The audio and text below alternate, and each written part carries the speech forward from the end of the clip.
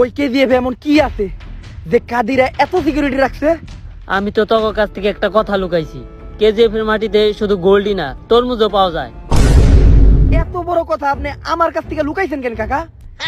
এই তরমুজ বেচা পাওয়া যাবে অনেক টাকা, আর আমি কিনতে পারবো এই দুনিয়া। কিন্তু তোর এই অস্ত্র দিয়ে তো কাদিরের মারা সম্ভব না। কাকা, আপনি কি আমার এই অস্ত্রগুলো ছোট মনে করলেন? হ্যাঁ কিন্তু এখন আবার আমি এই অস্ত্র পাবো কই? ভাই, আমরা অস্ত্র একজনের কাছ থেকে পাইতে পারি, পাতি ডিলার এনায়েত জলিল। কিন্তু এর নিয়ে তো আমাকে অনেক টেহার প্রয়োজন। টাকার চিন্তা তুই করিস না, তাড়াতাড়ি একটা ব্যাগ নিয়ে আমার বাসায় যা। টাকা পয়সা, সোনা দানা, ধন সম্পদ যা আছে ওই ব্যাগে ভরে নিয়ে আয়। এক্ষুনি অস্ত্র কিনতে যাবো। কিন্তু আপনার তো কোনো ধন সম্পত্তি নাই।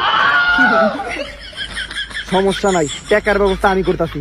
তুই পাতি ডিলার এনআই দলিলের খবর লাগা, আমি টাকার ব্যাপারটা দেখতেছি।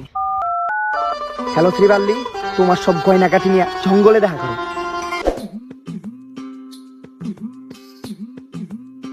কেউ দেখে নাই তো? তাড়াতাড়ি ব্যাগটা দিয়া চুপে চাপে যাও গা। কিন্তু তুমি আমার এই জঙ্গলে দেখা করতে কইলে কে?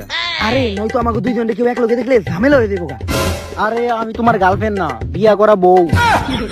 আসলে বিয়ার আগে আমাকে সবসময় এরকম সব জঙ্গলে লুকিয়ে দেখা করে অভ্যাস তো, তাই। তুমি এগুলোতে কি করবা? কেজিএফ এর তরমুজের সাম্রাজ্য ছিনাই নিমু, যার লেগে আমার অনেক অস্ত্র প্রয়োজন। তাই এই গয়না বেচা টাকা দিয়ে আমি অস্ত্রই কিনু। আরে অস্ত্রের কি দরকার? তুমি এমনিতেই পারবা। খালি মনে করো তোমার মা মরার আগে তোমারে কি কইছিল। কিছু মনে পড়ে? মনে পড়বো কেন? আমার মতো মরার আগে আমার কিছু কই নাই। কে রে বাবা, রে বাবা, খালি টাকা না দেওয়ার দান্দা।